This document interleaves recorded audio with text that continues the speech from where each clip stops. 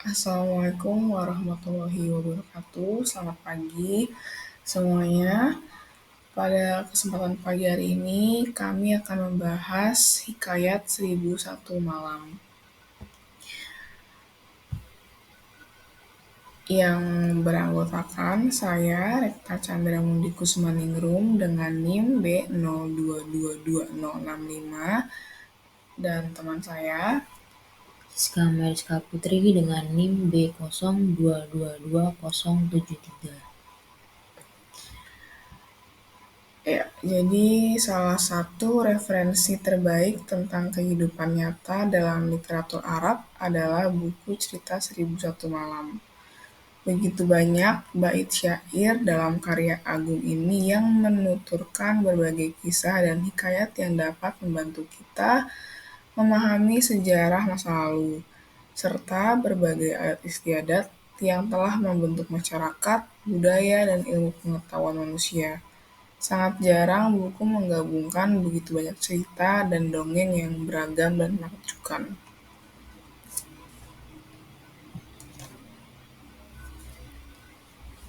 Sejarah dari Hikayat 1001 Malam adalah Baghdad adalah salah satu kota perdagangan terpenting pada abad ke-8 di bawah pemerintahan Kekhalifahan Abbasiyah Harun ar-Rasyid. Pedagang dari berbagai negara seperti Tiongkok, India, Afrika, dan Eropa datang dan tinggal di sana. Ini adalah saat di mana cerita tradisional dari berbagai negara digabungkan dan diberi nama Hazar Afsanah. Seorang pendongeng Arab bernama Abu Abdullah Muhammad al-Ghazigar menerjemahkan kumpulan cerita ini ke dalam bahasa Arab pada abad ke-19. Pada abad ke-14, struktur baru tentang Syahrazad dan Syahriar ditambahkan. 1001 Malam versi modern yang masih dalam bahasa Arab diterbitkan di Kairo, Mesir pada tahun 1835.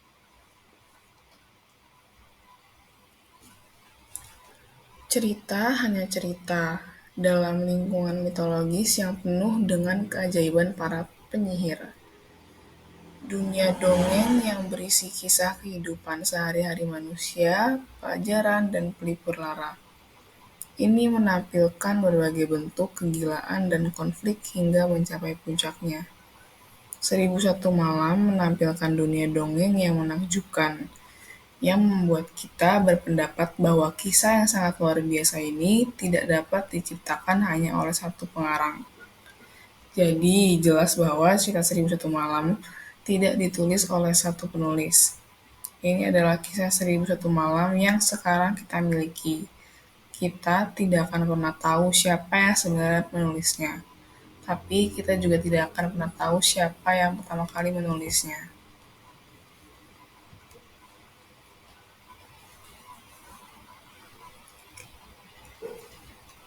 Meskipun seluruh plot 1001 Malam tidak menyimpang dari plot asli yang telah diwariskan dari generasi ke generasi, kita tidak dapat menganggapnya sebagai karya sastra yang murni tanpa dipengaruhi oleh perubahan dan improvisasi.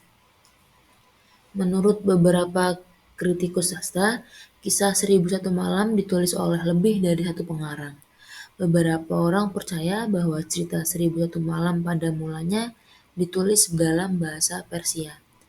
Muhammad bin Ishaq mengatakan bahwa penulis kitab Al-Wuzara, Abu Abdullah Muhammad bin Abdus al-Jisiriyari, adalah seorang pertama yang mulai menulis buku yang berisi 1000 kisah dan dongeng menjelang tidur. Dia mengambil inspirasi dari kesusastraan Arab, Romawi, dan masyarakat lain. Karyanya itu dibuat secara terpisah.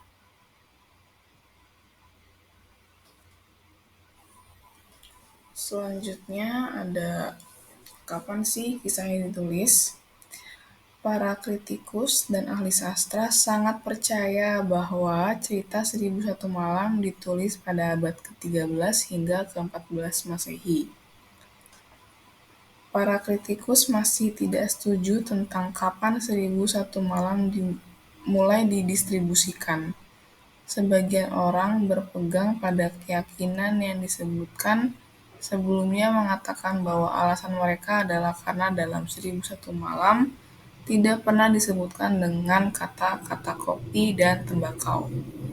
Meski kedua barang tersebut baru dikenal pada abad ke-15, sebagian kritikus lain berpendapat bahwa cerita 1001 Malam telah ditambahkan dengan memasukkan beberapa cerita dari berbagai waktu hingga akhirnya sampai pada bentuk saat ini. Menurut beberapa penulis, kisah 1001 Malam ditulis pada masa yang sama dengan Kalilah wa Dimnah.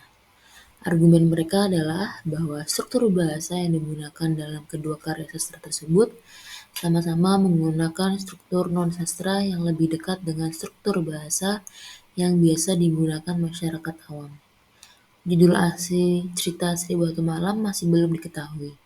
Penulis membuat cerita 1001 Malam lebih menarik karena mereka tidak pernah mempertimbangkan masalah pemilihan judul.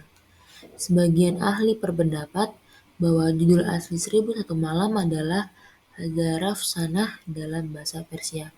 Afsanah adalah kata Arab yang berarti dongeng. Selanjutnya ada gaya bahasa. Gaya bahasa yang digunakan dalam cerita 1001 tidak dapat disangkal karena benar-benar indah. Gaya bahasanya jauh dari kerumitan yang membuat pusing. Selain itu, bahasa yang digunakan sangat sederhana dan populer. Jauh dari gaya bahasa sastra yang biasanya jauh panggang dari api.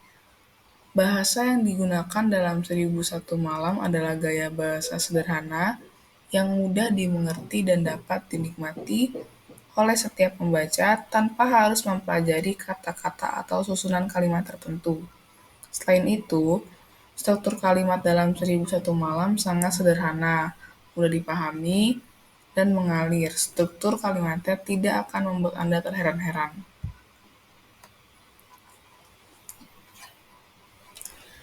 Setelah membaca 1001 Malam dari awal hingga pungkasan, kita segera menyadari bahwa karya agung ini tidak mungkin ditulis oleh seorang penulis saja.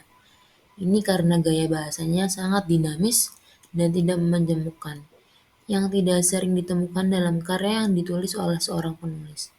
1001 Malam memiliki gaya bahasa yang bebas dan teratur di beberapa bagian.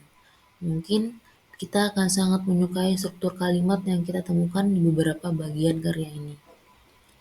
Namun, akan sulit bagi kita untuk merasakan kepuasan yang sama ketika kita menemukan struktur kalimat yang sama digunakan di bagian lain. Singkatnya, para penulis 1001 Malam menggunakan gaya bertutur yang merakyat. 1001 Malam harus dibuat dengan cara ini jika ingin dinikmati oleh semua orang.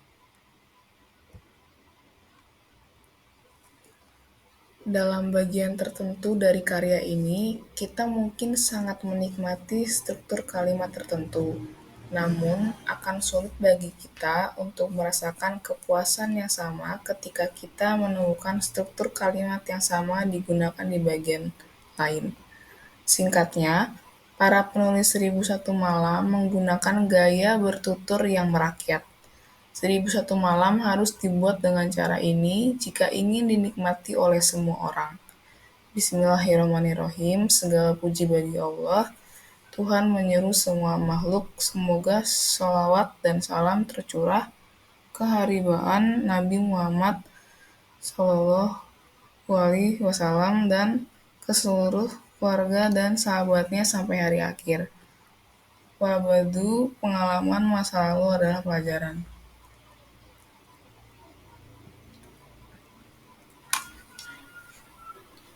Pada dasarnya, 1001 Malam adalah kumpulan cerita rakyat dari berbagai suku bangsa yang digabungkan menjadi satu cerita. Dalam 1001 Malam, banyak cerita yang berasal dari peradaban India dan Persia. Dan para pendongeng terus mengubah cerita mereka sesuai dengan budaya mereka sampai pada akhirnya kisah ini sampai pada kita. Berikut adalah contoh beberapa kisah yang ada dalam Hikayat 1001 Malam. Yang pertama ada kisah Raja Syahrayar dan saudaranya Shahrazam Yang kedua ada kisah Syamsuddin al-Masyri dan Nuruddin al-Bashri. Yang ketiga ada kisah Raja Umar Numan dan kedua orang putranya Syarkan dan Dahumakan. Yang terakhir ada kisah si penjahit, si bongkok, si Yahudi, dan si Nasrani.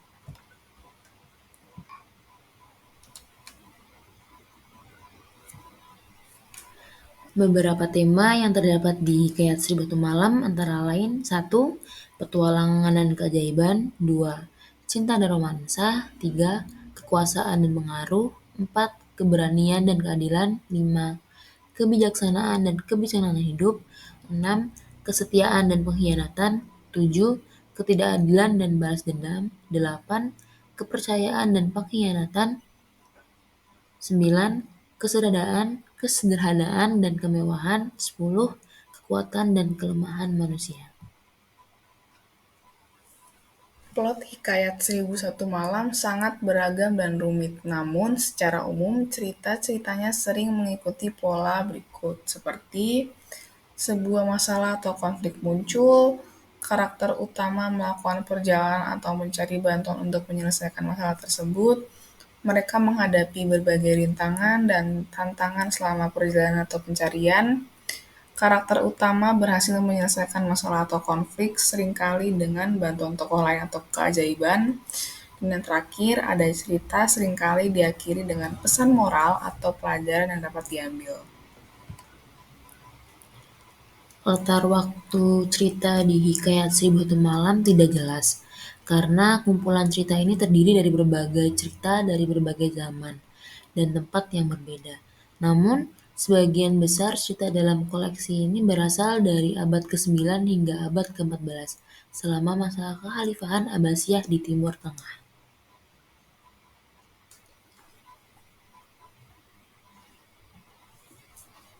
Jadi cukup sekian pembahasan dari kami mengenai Hikayat Seribu Satu Malam.